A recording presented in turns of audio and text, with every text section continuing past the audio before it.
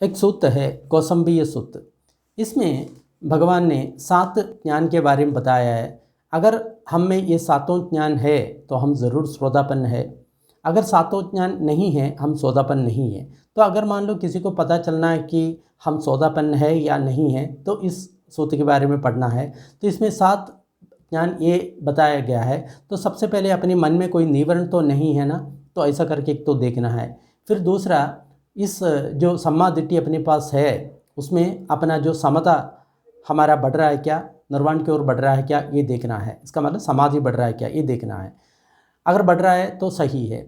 और तीसरा, हमारे अलावा दूसरा कोई जो बुद्ध धर्म के अलावा कोई दूसरा जो श्रमण ब्राह्मण है उनके के पास ये सम्मा दिट्ठी नहीं है, ऐसा ज्ञान हमको होना चाहिए।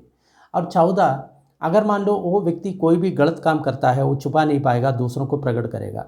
और 5वां, जो भी वो काम करता है साधारण जो दुनिया की दारी में जो कुछ काम करना है वो करते रहता है, लेकिन उसका मन जो शील का और समाधि का प्रज्ञा उसका और से ज़्यादा उसको प्राप्त करने की उसके मन में बहुत इच्छा रहता है, तो समझना चाहिए वो व्यक्ति श्रोतापन्न है।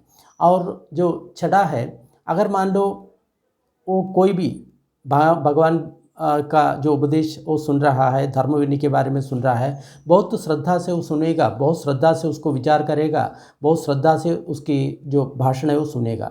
और 7वां है, जब भी वो ऐसा धर्म विनय सुनता है उसको पूरा उसका धर्म समझ में आता है, उसका अर्थ समझ में आता है, उसका मन में बहुत बड़ा प्रीति होता है, प्रमोद होता है, तो समझना चाहिए वो व्यक्ति श्रोतापन्न है।